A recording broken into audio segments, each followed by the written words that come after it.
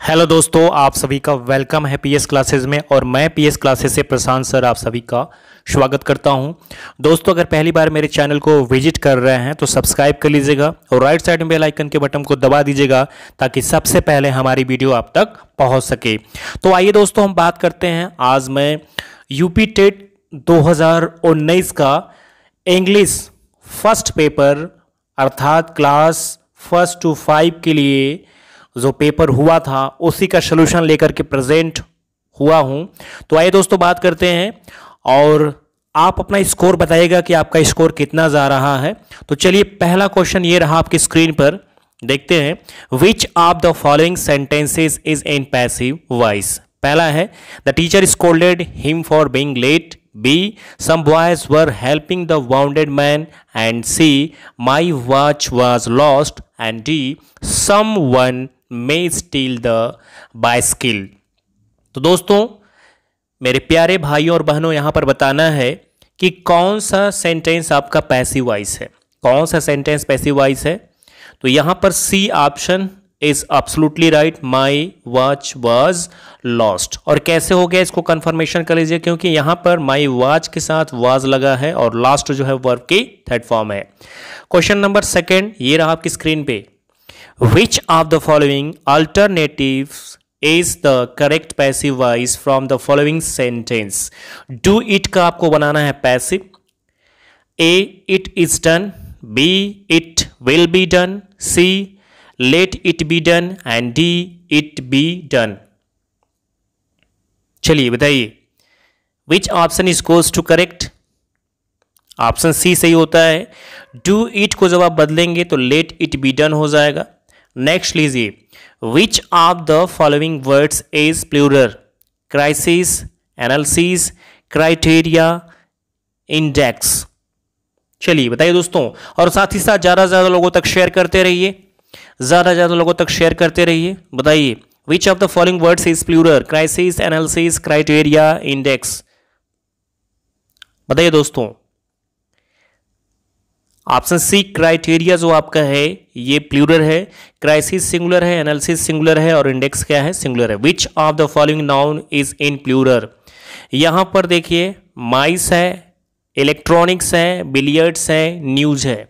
आपको बताना है कि इस 4 ऑप्शन में से कौन सा ऑप्शन आपका प्लूरल है। तो यहां पर माइस प्लूरल होता है, माउस का माइस।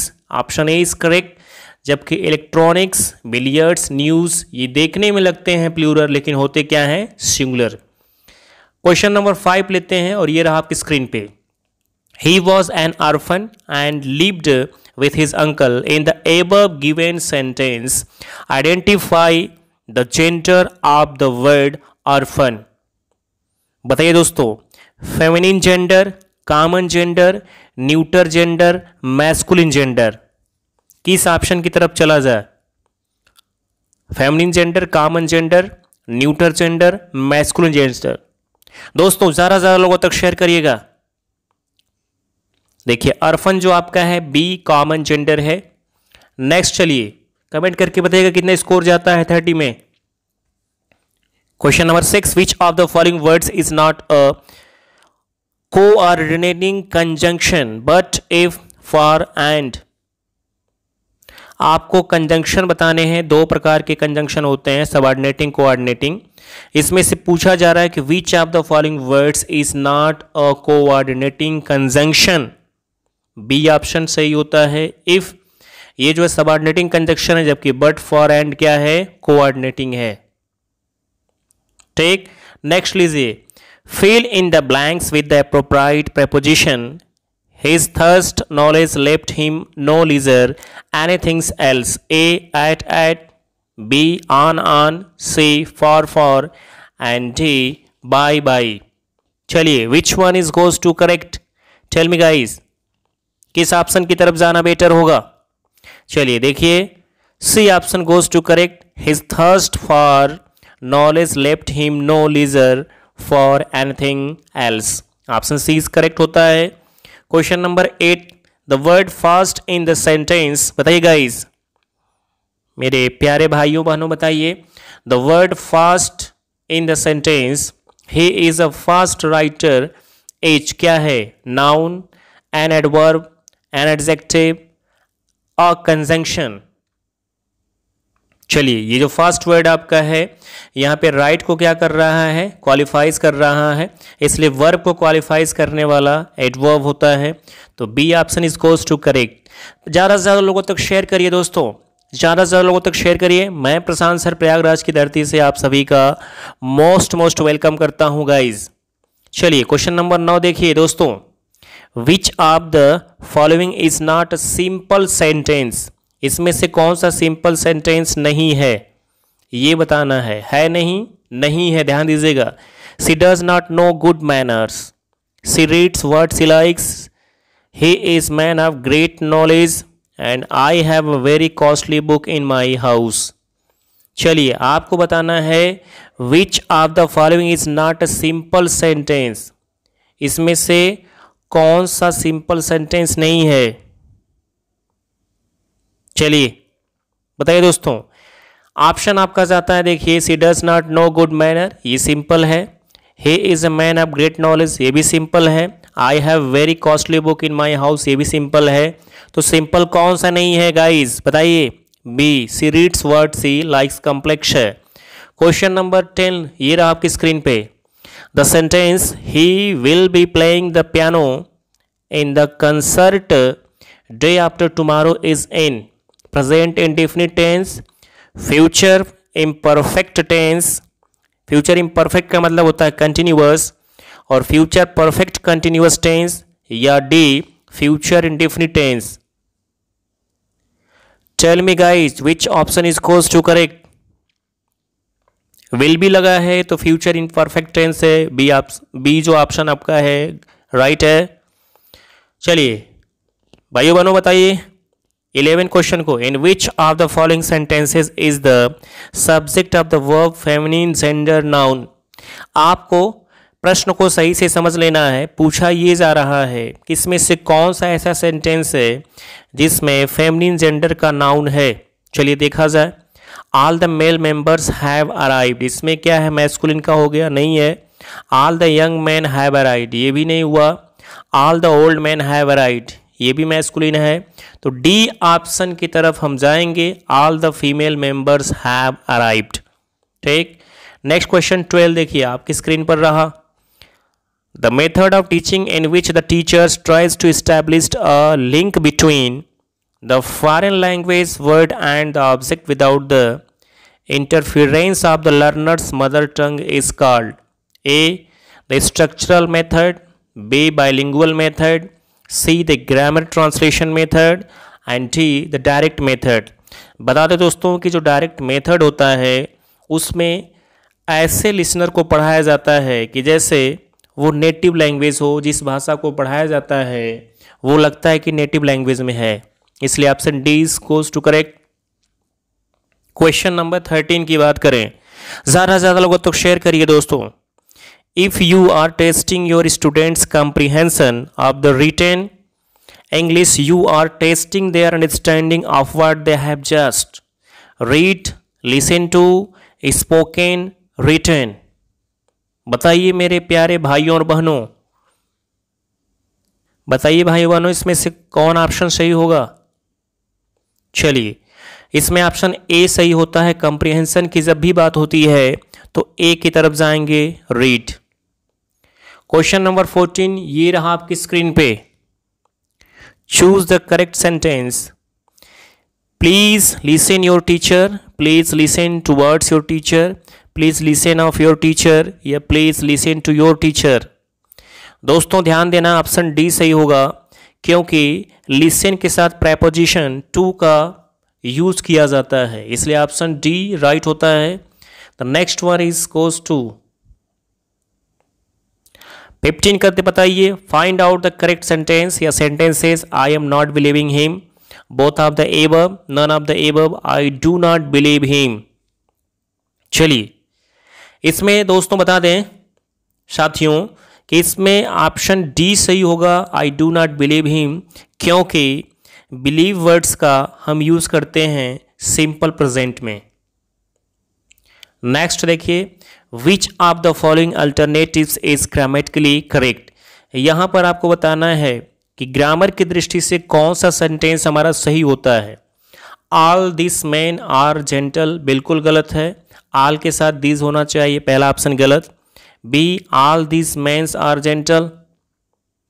और तीसरा देखिए C all this mans are gentle, तो बी सी भी गलत है क्योंकि ऑल के साथ दिस लगा है तो मैन होना चाहिए, इसलिए ये भी गलत हुआ। और ऑल दिस मैन्स भी गलत हुआ, तो right option goes to correct D, all this man are gentle. Next one देखिए 17 fill in the blanks with appropriate preposition. He came to me midnight. जब midnight की बात होती है तो preposition at का यूज किया जाता है, तो he came to me at midnight. Option A goes to correct. चलिए दोस्तों, भाइयों बहनों, अब क्वेश्चन नंबर देखिए 18 को। Which of the following sentence does not have an adjective clause? अब सबसे पहले जान लीजिए, एडजेक्टिव क्लास जब भी बनता है तो वहाँ पर सबऑर्डिनेट कंजंक्शन का होना ज़रूरी होता है, इसलिए आइए ध्यान देते हैं। Which of the following sentence does not have an adjective class?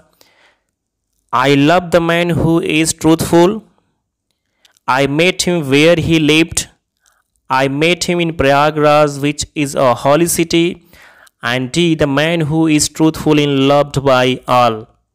देखिए यहाँ पर ए ऑप्शन भी एडजेक्टिव क्लास है, सी भी एडजेक्टिव क्लास में है, डी भी एडजेक्टिव क्लास में है, क्योंकि हु से जो भी सेंटेंसेस बनाए जाते हैं वो एडजेक्टिव क्लास में चेंज हो जाते हैं, इसलिए B option is goes to correct.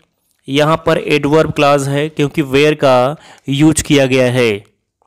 चलिए दोस्तों, किसका यूज किया गया है? वेयर का यूज किया गया है। चलिए नेक्स्ट वन इज लेते हैं। Fill in the blanks with the correct preposition. He is junior me, from, with, to, than. Junior, senior, inferior के साथ preposition to का यूज होता है, इसलिए यहाँ पर हम क्या यूज करेंगे? Option C to. 20 देखिए दोस्तों आपकी स्क्रीन पर रहा। Fill in the blanks with the correct conjunction. Either he is mad, he feigns madness.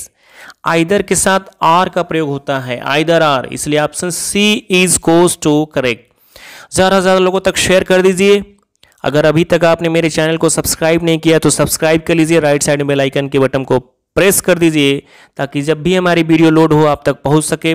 आइए दोस्तों, एक इंस्ट्रक्शन यहाँ पर है, डायरेक्शन है, read the passage given below. इस पैसेज को आप पूरा पढ़ लीजिएगा और इस पैसेज को पढ़ने के बाद एक क्वेश्चन देखिए यहाँ पर पूछा जा रहा है 21 का।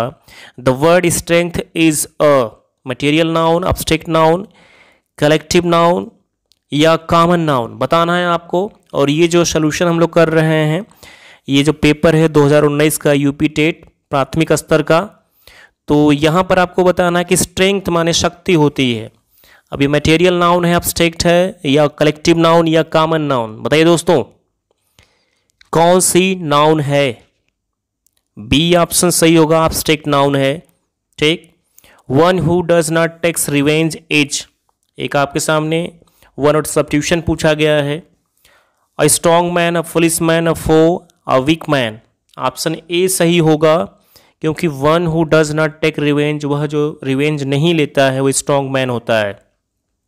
Next, what is the meaning of the word untrodden? Explode, hidden, explicit, unexplored, बताइए दोस्तों।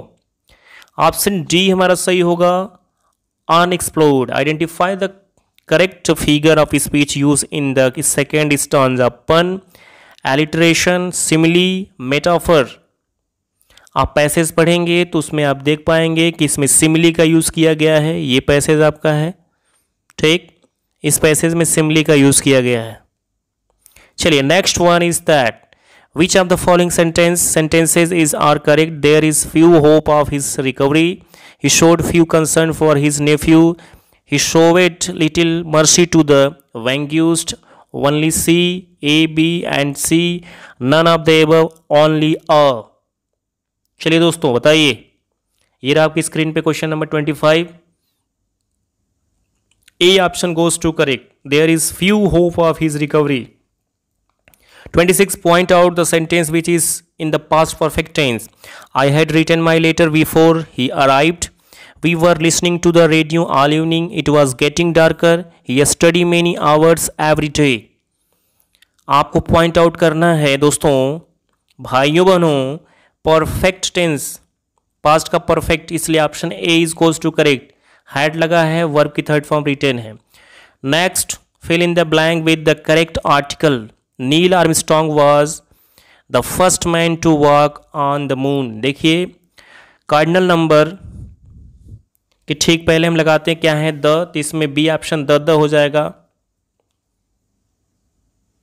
ठीक, नेक्स्ट लेते हैं, fill in the blank with, fill in the blank in the following sentence. The teacher has been teaching for hour है an 2 3 तो यहां per hour है, तो इसमें जो है आवर बोलते हैं, एन हो जाएगा।